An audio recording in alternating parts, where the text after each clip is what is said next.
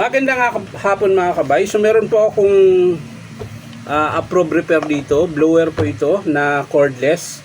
Job number 39937. So ang model pa lang nito mga kabay ay teka lang. Ba't wala na? Natanggal na mga kabay.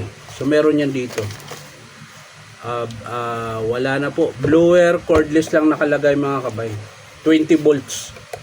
Ayan, siguro natanggal yung sticker. Ayan. So wala na po siyang, hindi ko alam kung ano modelo nito. So ang papalitan lang dito mga kabay ay yung kanyang motor. So ito yung motor niya mga kabay. Ayan.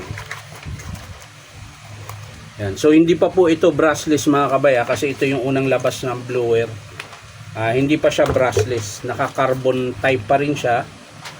Nga lang assembly po siya sa motor. Pag naubos yung carbon nito sa loob, bili kayo ng buong motor. Pero pwede naman i-DIY mga kabay kung sakasakali. Kung hindi naman bali yung brush niya sa loob, pwede mong palitan siya ng carbon. Ikaw na lang maghasa. Pero pag bali yung brush niyan, kasi yung brush niyan mga kabay, nakaganyan lang po yan. Oh. Yan. Tanso po ito, dalawa. Tapos dito nakasuksok yung carbon, dito naman sa kabila. Pag ito nabali, wala na mga kabay kasi manipis lang po yan. Parang ganito lang siya kanipis, yung pinaka holder niya ng carbon. So, kaya ko po siya pinalitan dahil wala na rin pong carbon yan. Pero sira po talaga yung kanyang motor. Ayan. So, tara mga kabay, samahan nyo ko, kakabit natin. So, ayan mga kabay, natanggalan natin yung screw. Bubuksan na po natin yan. Ayan. So, ito po yung forma niyan. Ito na lang sa loob. Yung 4 na screw.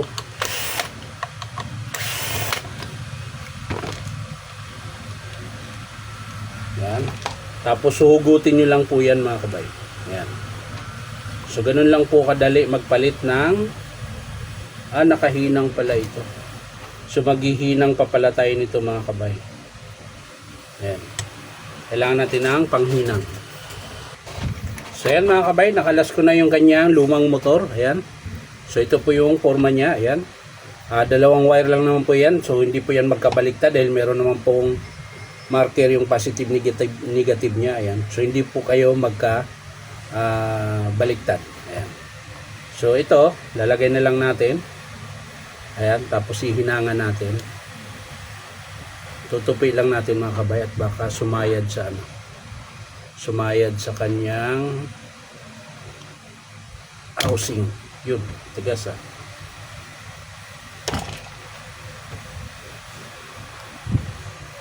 yan. Tapos hihinangan lang po natin.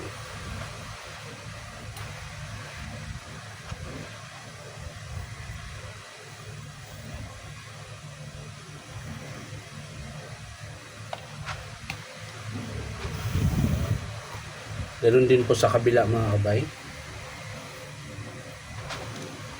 Yan, tutusok nyo lang dyan.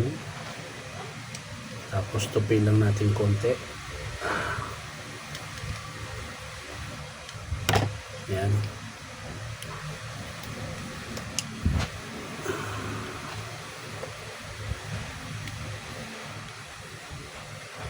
Ayaw. Matigas. So yan mga kabay, tapos hinangan din natin.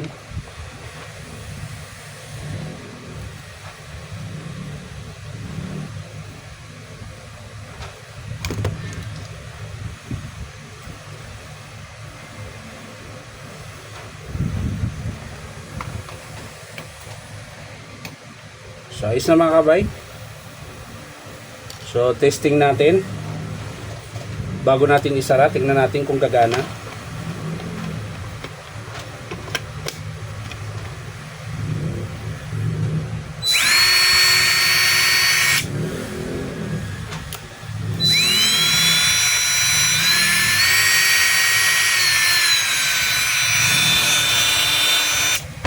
So okay na siya mga kabay.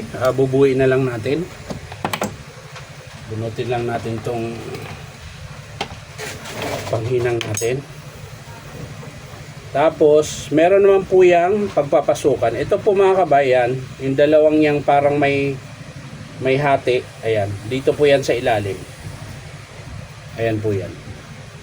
Yan, dito po yan nakakabit. So hindi po siya magkabaliktad dahil hindi naman po siya papasok. Papasok naman siya pag pinilit, pero hindi siya pantay. Kaya dito po yan nakalagay, yung rubber na yan. Yung may guhit na yan. Ayan. Dalawa yan parehas. Ayan.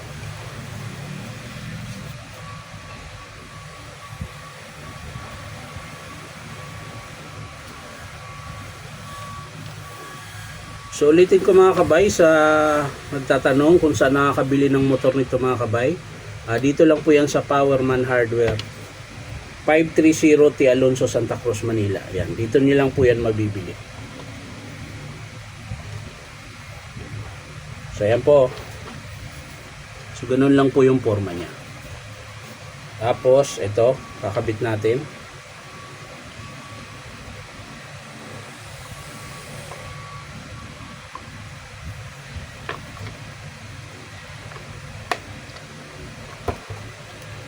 Yan. Sulapat na. I-screwhan na natin mga kabay.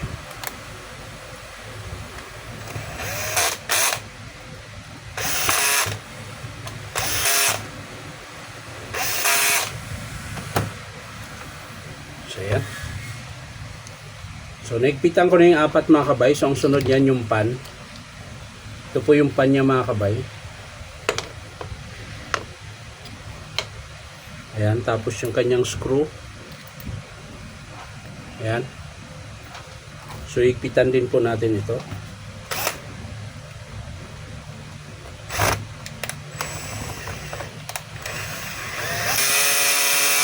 Ayan.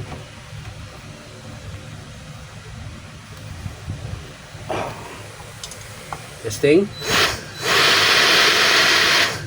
Ganda. Malakas talaga pag bago yung motor mga kabay. So isasara na natin to mga kabay. Yan, tapos i-screwhan ko lang to mga kabay. So yan na mga kabay, nahigpitan na natin. Testing natin ulit. Meron po yung adjustan 1, 2, 3. Ito yung 2. Ito naman yung 3.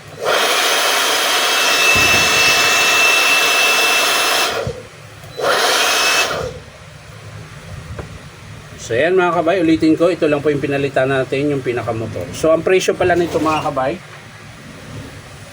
para alam nyo, 1,600 po. 1,600 yung motor plus labor 200. So yan lang mga kabay, maraming salamat sa panonood at palike and share na rin po. At syempre po, baka pwede makahingi sa inyo na isang subscribe dito po sa aking YouTube account na Inong Tabay. So maraming salamat. Bye bye.